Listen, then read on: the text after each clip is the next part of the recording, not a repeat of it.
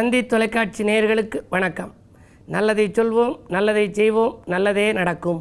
ஒரு வாழ்க்கையிலே நல்லது நடக்க வேண்டும் என்று சொன்னால் நல்லதை சொல்ல வேண்டும், நல்லதை செய்ய வேண்டும். அந்த அடிப்படையில் இன்றைக்கு 8/4/2015 புதன்கிழமை அனுசம் நட்சத்திரம் இரவு 4:49 வரை, பிறகு கேட்டை நட்சத்திரம். இன்றைக்கு சங்கடகர சதுர்த்தி. சங்கடங்கள் எல்லார் வாழ்க்கையிலையும் இருக்குது. சங்கடம் இல்லாத மனிதர்களே கிடையாது. சந்தோஷம் வந்து சேர வேண்டும் என்றால், சங்கடங்கள் நீங்க வேண்டும் என்று சொன்னால், இது போன்ற சதுர்த்தி நாளிலே விநாயகப் பெருமானை வழிபாடு செய்ய வேண்டுமாம். அதுதான் அவ்வை சொல்லி வைத்தால், தெய்வத்தை கொண்டாட வேண்டும். ஆலயம் தொழுவது சாலவும் நன்று என்றார் பெண்பார் புலவர் ஔவையார். ஆலயம் தொழ வேண்டும்னு சொல்லலை, ஆலயம் தொழுவது சாலவும் நன்று, மிக மிக நல்லது என்று குறிப்பிட்டார். கோயில் இல்லா ஊரில் குடியிருக்க வேண்டாம் என்று சொல்லி வைத்தார்கள். கோவில் இருக்கிற ஊரில் குடியிருப்பது எதற்கு என்றால், நம்முடைய ஆன்மா திருப்தி அடைய, நம்முடைய வழிபாட்டிலே நாம் கவனம் செலுத்துகின்ற போது வாழ்க்கை நேராக செல்கின்றது. ஆகையினாலே தான் கோயில் இல்லா ஊரிலே குடியிருக்க வேண்டாம் என்றார்கள். தெய்வம் இகழேல், தீவினை அகற்று, தேசத்தோடு ஒத்துவாழ், தொன்மை மறவேல் என்றெல்லாம் அவை சொல்லியிருக்கிறாள். அந்த அடிப்படையிலே பார்க்கின்ற பொழுது இன்றைக்கு நீங்கள் சிவனருள் வேண்டும் உங்களுக்கெல்லாம். எனவே இந்த ஔவையாருடைய ஒரு சினிமா பாடலை, நீங்கள் சினிமா படத்தை பார்த்திருப்பீர்கள்.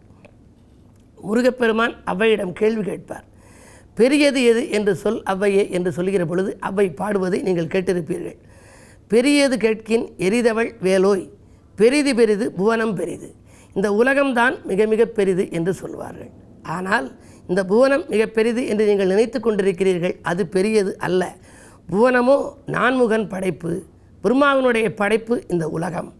நான்முகனோ கரியமால் உந்தியில் வந்தவன். எனவே அவன் திருமாலுடைய உந்தியிலிருந்து வந்தவன் என்பதனாலே அதுவும் பெரியது அல்ல. கரியமாலோ அலைகடலில் துயில்பவன், கடல் மீது படுத்திருப்பவன் தான் திருமால். அந்த அலைகடலோ குருமுனி அங்கையில் அடக்கம். குருமுனி என்றால் அகஸ்தியர், அவருடைய அங்கையிலே அடக்கம். குருமுனியோ கலசத்திலே பிறந்தவன்.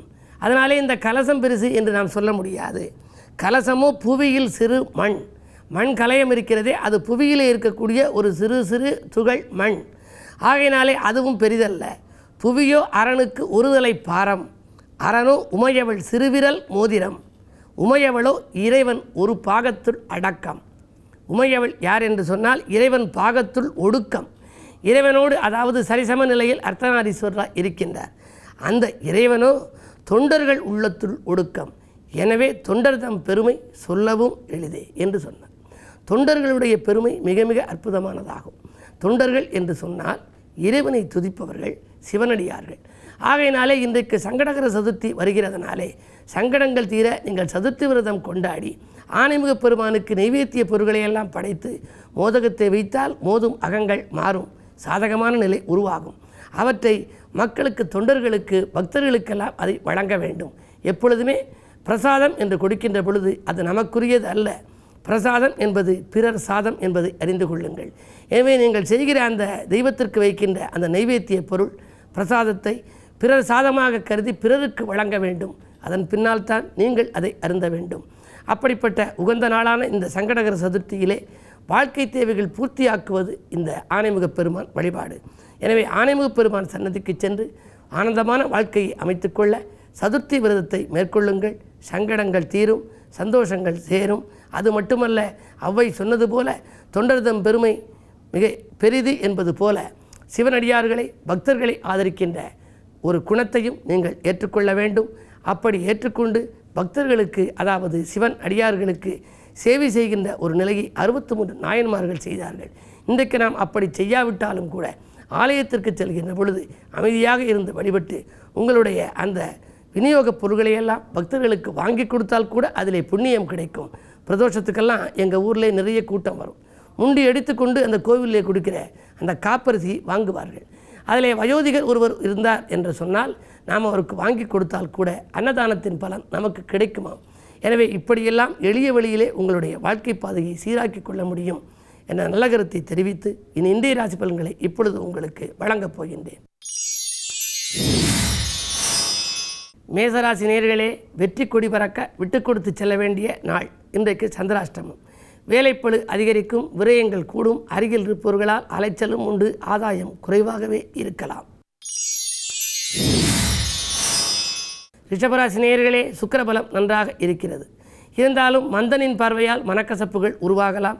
மாற்று கருத்துடையோரின் எண்ணிக்கை கூடாமல் பார்த்துக்கொள்வது நல்லது. ஆடை ஆபரண சேர்க்கை உண்டு.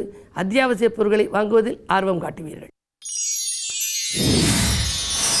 மிதுனராசினியர்களே, வருமானம் இருமடங்காக உயரும் நாள். வாழ்க்கை தேவைகள் பூர்த்தியாகும். வசந்த காலம் உருவாக வழிவகை அமைத்துக் கொள்வீர்கள். அஞ்சல் வழி தகவல் அனுகூலமாக இருக்கும்.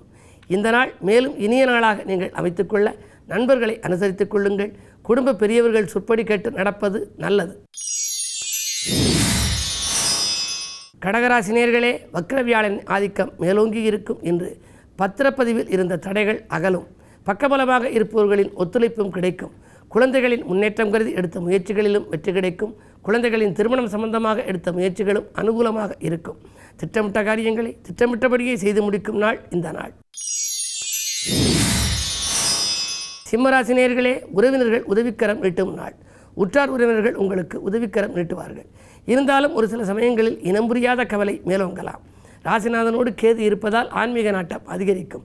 நண்பர்கள் நண்பகலுக்கு மேல் நல்ல தகவல்களை கொண்டு வந்து சேர்ப்பார்கள். பாகப்பிரிவினையில் இருந்த சிக்கல்கள் அகலும். இன்றைக்கு மாலை நேரத்தில் வரும் பயணத்தால் மகிழ்ச்சி உண்டு. கன்னிராசி நேயர்களே, அடிப்படை வசதிகளை பெருக்கிக் கொள்ள அதிக பிரயாசம் எடுக்கும் நாள். சேமித்த சேமிப்பில் கொஞ்சம் கரையலாம். விஐபிக்கள் உங்களுக்கு விரும்பிய காரியத்தை விரும்பியபடியே முடித்துக் கொடுப்பார்கள். பஞ்சாயத்துக்கள் நல்ல முடிவுக்கு வரும். 8லே செவ்வாய் இருப்பதால் வாகன மாற்றம் இடமாற்றம் செய்யும் எண்ணம் மேலோங்கும். வாகனத்தில் செல்லும் பொழுது வழியில் விழிப்புணர்ச்சி உங்களுக்கு தேவை. துலாம் ராசி நேயர்களே, அஞ்சல் வழியில் அனுகூல தகவல் கிடைக்கின்ற நாள்.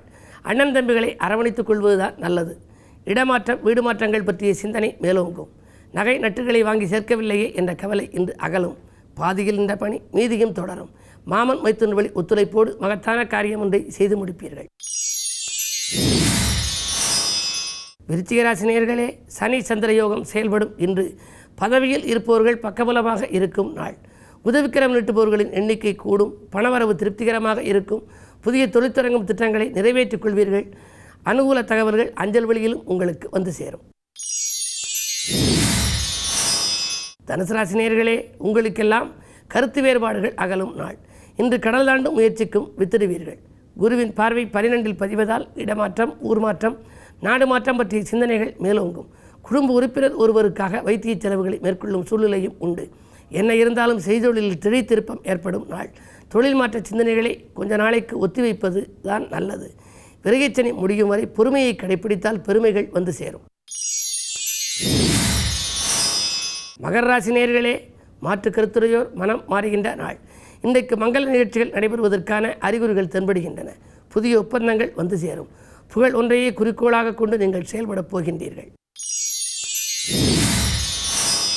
கும்பராசி நேயர்களே, நீண்ட நாள் ஆசை நிறைவேறுகின்ற நாள். நிகழ்கால தேவைகள் உங்களுக்கு பூர்த்தியாகும். நிச்சயித்த காரியத்தை நிச்சயித்தபடியே செய்து முடிப்பீர்கள். கடிதம் கணித தகவலை கொண்டு வந்து சேர்க்கும். காலை நேரத்திலேயே நண்பர்கள் நல்ல தகவல்களை உங்களுக்கு கொண்டு வந்து கொடுக்கலாம். நேற்றைய பிரச்சனை கூட இன்று நல்ல முடிவுக்கு வரும். கட்டிடம் வாங்க விற்க எடுத்த முயற்சியிலும் அனுகூலம் உண்டு.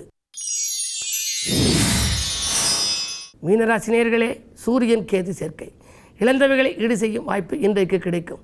எதிர்கால நலன்கருதி எடுத்த முயற்சிகளிலும் வெற்றி உண்டு.